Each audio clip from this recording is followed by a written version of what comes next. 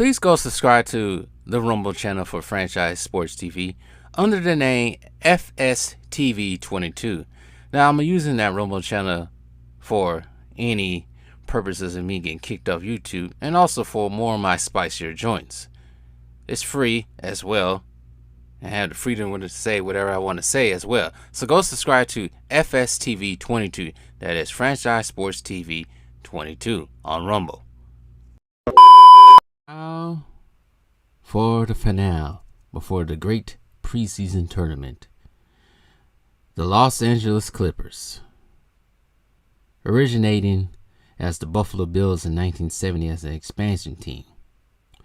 And then they became the San Diego Clippers once they moved from Buffalo, in reference to sailing ships that were within the San Diego Bay, which is true.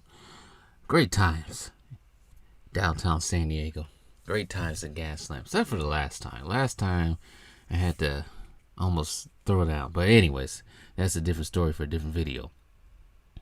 And then they finally made their move to Los Angeles in 1984. They moved out of Buffalo in 1978. San Diego 1978 and 84. Then 84 to now. Playing at the Crypto Arena, soon to be, I can't even pronounce the new stand, Inuit Arena or something like that. I think that's where they'll be moving into. Nice stadium. Put that up real quickly. It's right next to where the Rams play. Rams and Chargers play. Well across the street. But anyways, this team has won no championships, but they've been contenders for the last 10 years now. But anyways, with no further ado, top 5 players of all time for the Los Angeles Clippers. Most of their players have been transit players. They be there for 1 or 2, 3 years and they move on to somewhere else or they retire. But anyways, I picked these players on what they did for their team and also for their standing within NBA history as well. So, starting at center for the Los Angeles Clippers is Bob McAdoo, which he actually played in Buffalo. Actually, he was one of the first players that ever played, one of their first superstars, you could say. He was drafted out of North Carolina in 1972, first round, second overall pick by the Buffalo Braves, primarily playing center.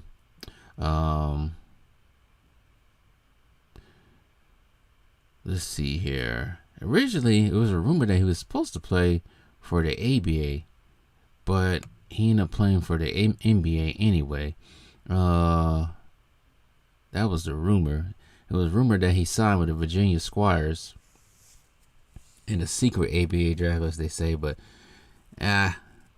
they later confirmed that he actually did. So, but they said he was too young to sign. That was the rumor. The reason why he didn't sign. There's a whole bunch of stuff went on behind it, but it come to find out it was true anyway. Some of you might know even more, but I'm trying to move on. So, as a Buffalo Brave, he was a MVP 1975, a two-time All-Star, maybe 3-time. It would be 1974, 75, 76. And 76 he went to the Knicks. So it was 3-time All-Star with the Buffalo Braves. Then he went to the New York Knicks. Played there for a couple of years before he went to Boston. Then went to Detroit for a couple of years. And then went to New Jersey. And then went to the Lakers, where he won 2 rings with the Lakers.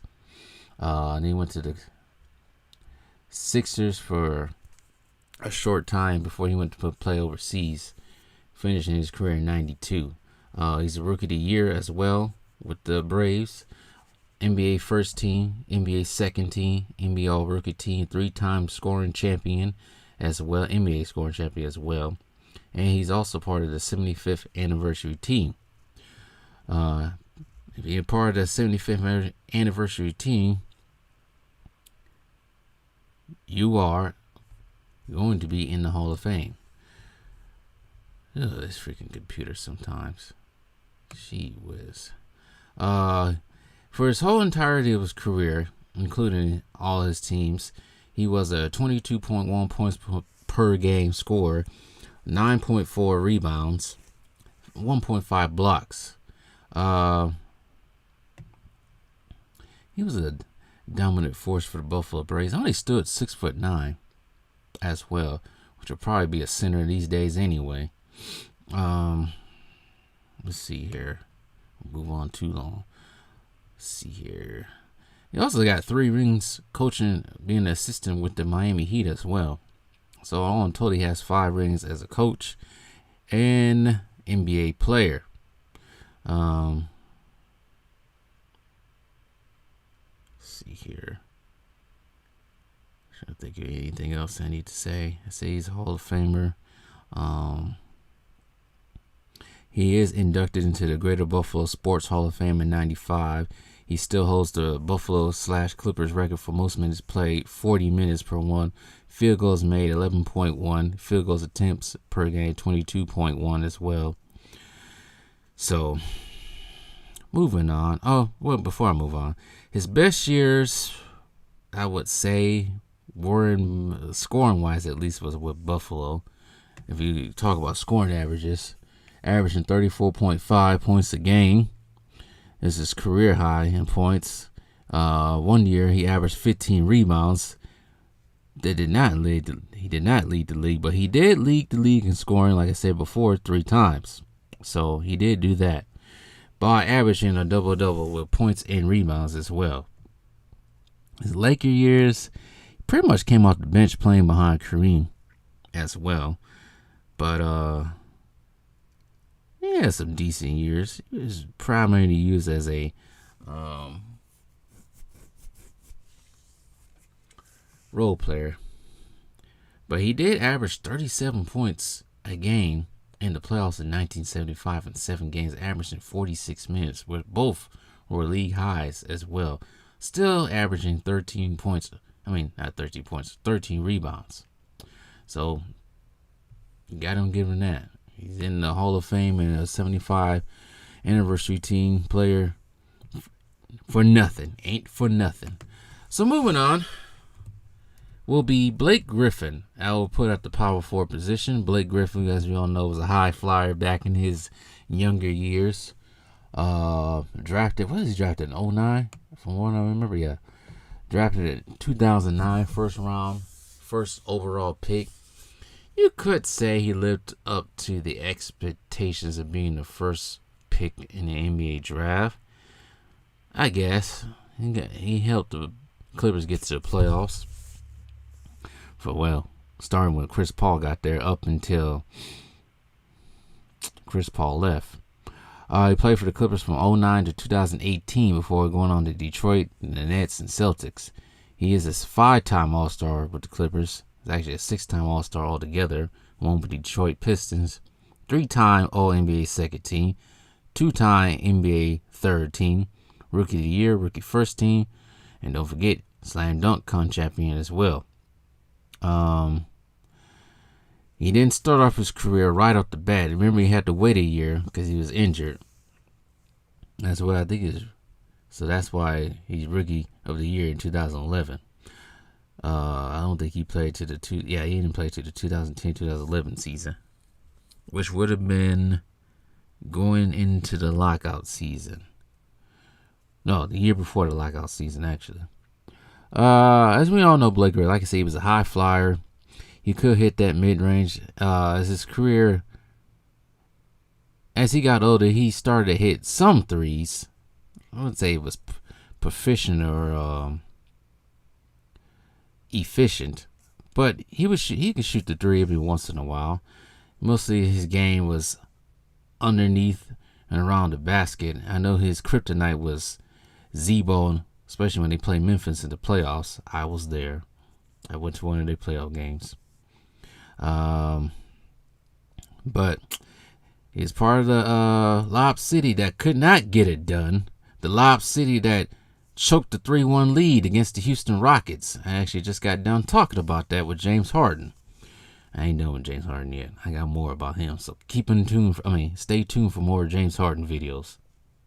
But back to Blake Griffin. Also class of 07, both of them are. What else I want to say about Blake Griffin before I move on? Yeah, he was good for that team. I forgot he was actually supposed to be on the 2012 Olympic team, but he hurt his knee. I think he was replaced with Anthony Davis, if I'm correct. Somebody tell me in the comments. I think he was. Towards the end of his career with the Clippers, he did suffer some injuries as well. I think it was one point was a partially torn left quad. At one point in time, right hand injury did something. I remember that. It was just a whole bunch of stuff towards the end of his time in LA before he was traded to Detroit in January 2018. So that's Blake Griffin, y'all. At the small forward position, can't really put Dom. No, you can't pick Dominique Wilkins. I don't even think he ain't played it that long. Like I said, they are a very transitive team. You could put a whole bunch of people, but I'm gonna do this one right quick because I actually just talked about him myself. He did some time with the Clippers. I will put at the small forward position. He primarily played power forward position, but Terry Cummins. Terry Cummins was actually drafted 1982 first round, second overall pick when the Clippers were in San Diego. And he hit the ground running with the team as well. He was everything that I guess the Clippers hoped for. Drafted him out of DePaul in 82. He was a rookie of the year with them, and he got rookie first team. Let's see what else. He only played 2 years there. That's the crazy thing about it. I guess I could have put down there, but whatever. Like I said, Clippers are a very transient team. They don't really have any long-standing stars that played there their whole entire career. That's the crazy part about it. But for his 2 years on the Clippers, he averaged 23.7 points and 10 rebounds as a rookie. So there's no question why he won the rookie year. Only playing 70 games. His sophomore season there averaged 22.9 and 9.6, playing 81 games. And then after that, he's pretty much traded to Milwaukee, where he had his career. I would say he made a name for himself in Milwaukee. He was part of those 80s Milwaukee Bucks teams that just couldn't get past either the 76ers or the Boston Celtics. And then he moved on to San Antonio for a couple of years, and then back to Milwaukee for a year, then Seattle, then Philly, then New York, then Golden State for 2 years. Pretty much after he went to San Antonio, he was never really I think one season he got hurt, missed the rest of the season. I think that was. But after that season, he really wasn't really the same scorer after that. But Terry Cummins had to put a small forward position. Did not get to the playoffs with the Clippers at all. So anyways.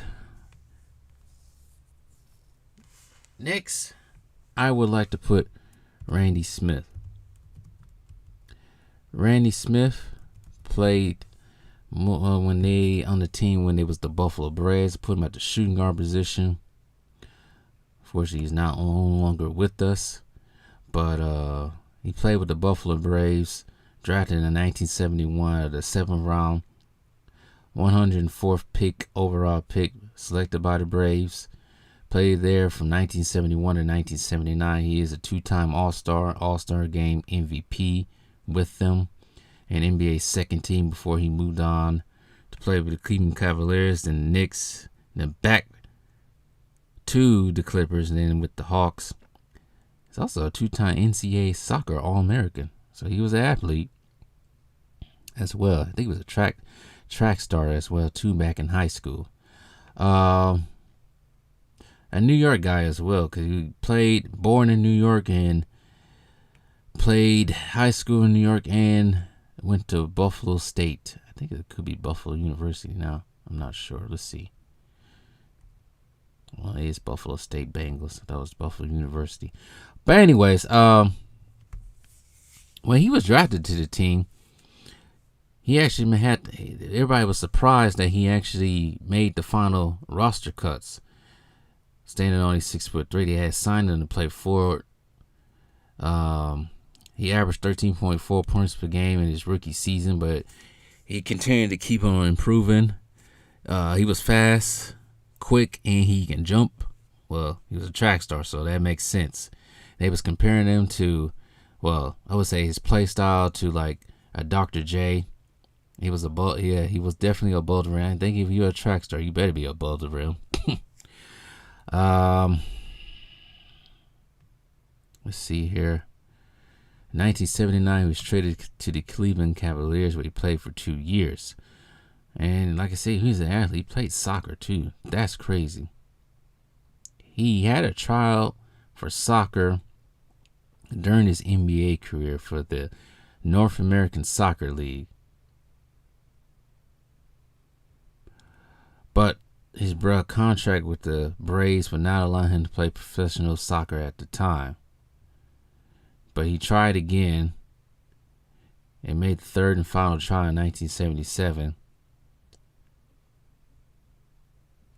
But I guess the coach didn't think he was good enough, as I'm reading here. But anyways, for most of his time with the Clippers / Braves, like I said, his rookie season averaging 13.4, then continued to keep improving to 14, 15, 17, 21, 20. His best season with the Braves, playing all 82 games, averaging 40 minutes a game, was his last season with the Braves, averaging 24.6, but only averaging 3.8 rebounds and 5.6 assists and 2 steals.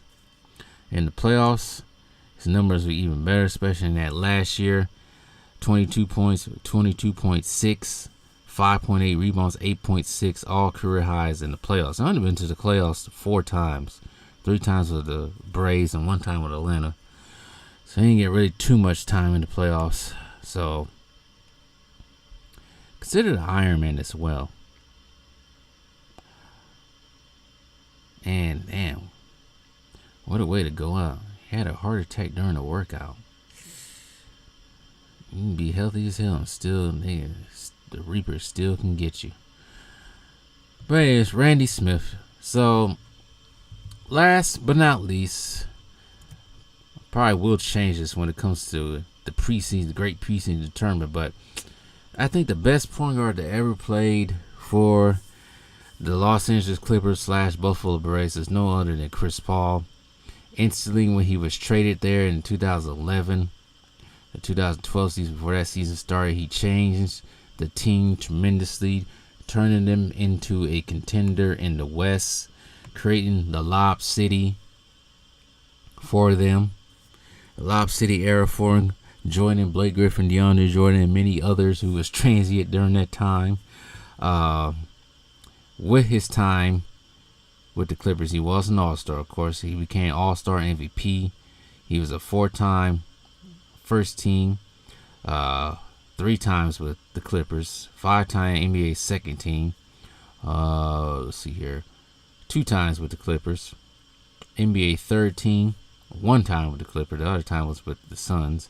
7-time All Defensive First Team. Actually, he didn't get on the defensive first team to 2009, but that was with the Hornets. But the rest of this time was with the Clippers. 2-time All Defensive Second Team in 2008, and not 2008, but one was in 2008. But this time with the Clippers in 2011 as well. As you all know, he was a Rookie of the Year, of course, with the Hornets.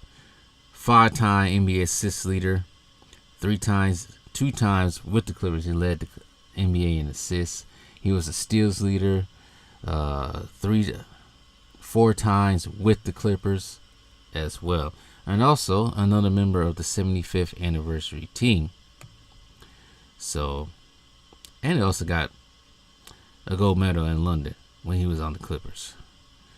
As we all know what he did with the Clippers, like I say, he turned that team around, but they just couldn't get it together to get themselves into a conference finals or NBA finals, of course.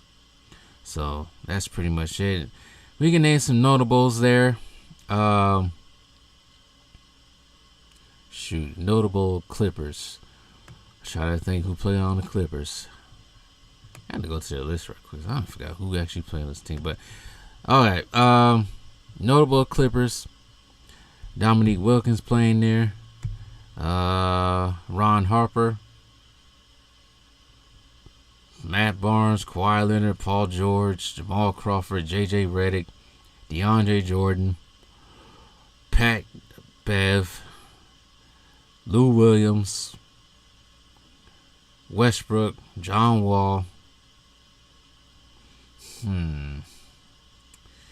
Corey Maggette, Darius Miles, Michael Olowokandi. I actually got that name right. Sam Cassell. Should I think of some more? Trying to think of some more 90s Clippers. I just can't think that far back. Lamar Odom. Caron Butler at one point in time. Danny Granger. Did Antoine... I don't know if Antawn Jamison played there. I know he played for the Lakers. I don't know if he played there. Paul Pierce. Let me look that up real quick. Did Antawn Jamison play for the Clippers? I don't know why I'm thinking he did. Was it on his last hoorah with them? He is now director of pro professional for the Washington Wizards. Yeah, he did play for the Clippers. I thought I was tripping. He played for the Clippers from 2013 to 2014. His last hoorah. I was right. So Antawn Jamison. I said Paul Pierce, right? There was somebody else who went on there with their last leg. Chauncey Billups, that was one. Kenyon Martin at one point in time. I think Kenyon Martin played there. Let me make sure that he played there. I know he played on the Bucks on his last leg too. His last couple of years in the league. Yeah, he did play for the Clippers 1 year. That's it. I named a lot. I named a lot of honorable mentions. So count up the list again. Bob McAdoo, Blake Griffin, Terry Cummins, Randy Smith, and Chris Paul. So tell me what you guys think.